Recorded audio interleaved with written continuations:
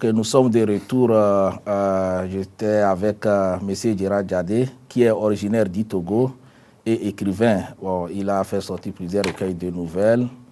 Aujourd'hui, nous sommes en train de parler de son roman qui vient de sortir récemment, À l'hôtel du Sacré.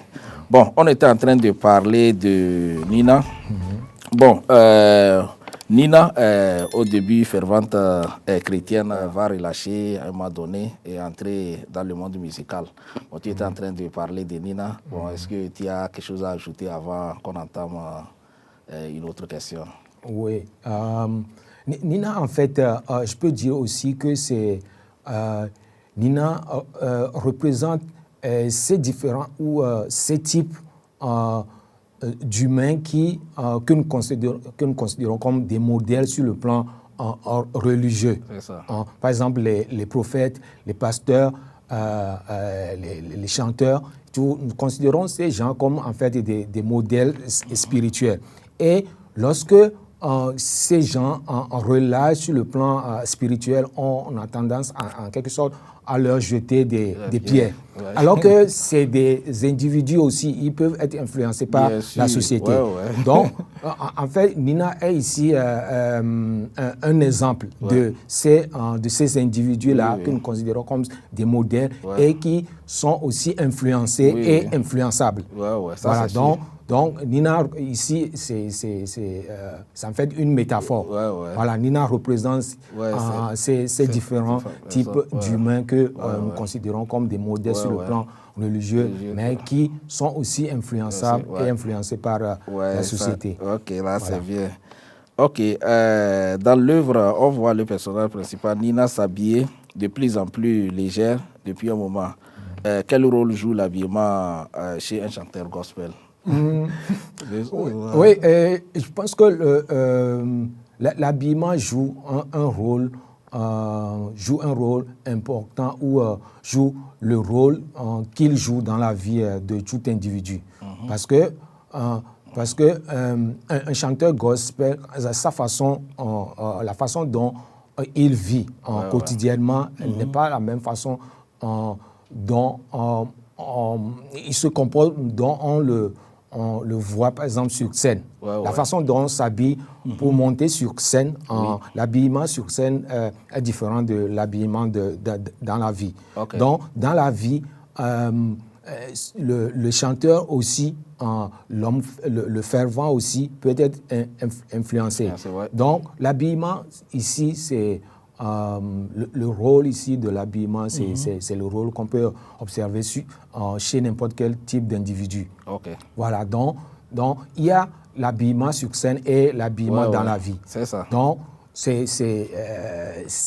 en fait un élément qu'on ne doit pas trop souligner lorsqu'on jette un coup d'œil sur un artiste, par exemple, ou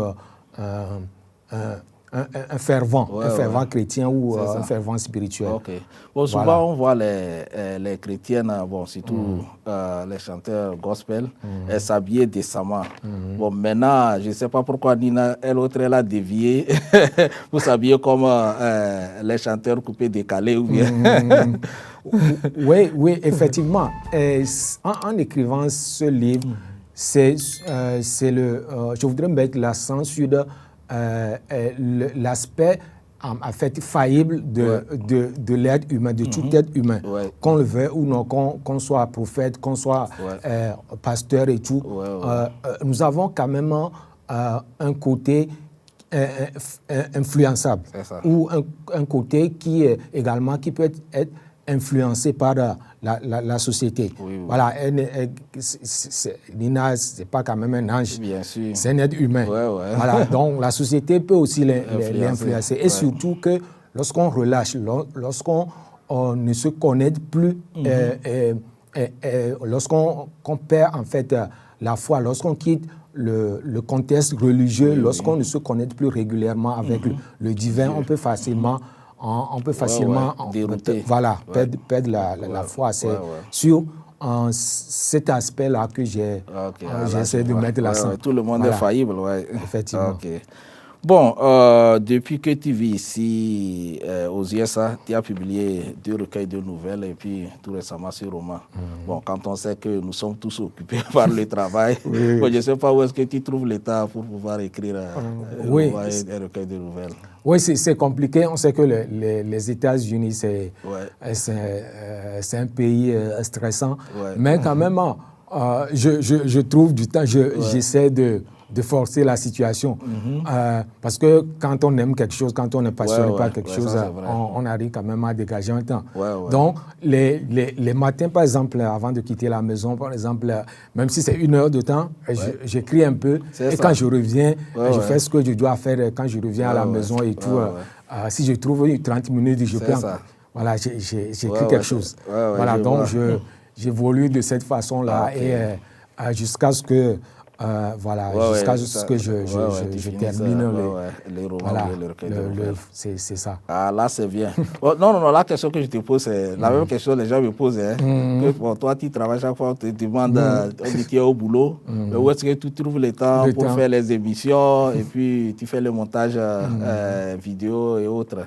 Bon, c'est une question d'organisation. Souvent ici, au travail, quand on finit l'émission, et puis, mon temps libre, je ne reste pas pour regarder les vidéos sur Internet. Bon, j'utilise ça pour faire mes montages. En plus de ça, arriver à la maison aussi, j'ai un temps. Après avoir mangé, regarder un peu la télé. Bon, je consacre au moins 1 heure de temps pour faire un montage vidéo avant d'aller au lit. Donc, c'est une question d'organisation. Ouais, c'est une question d'organisation. Ah, là, c'est bien.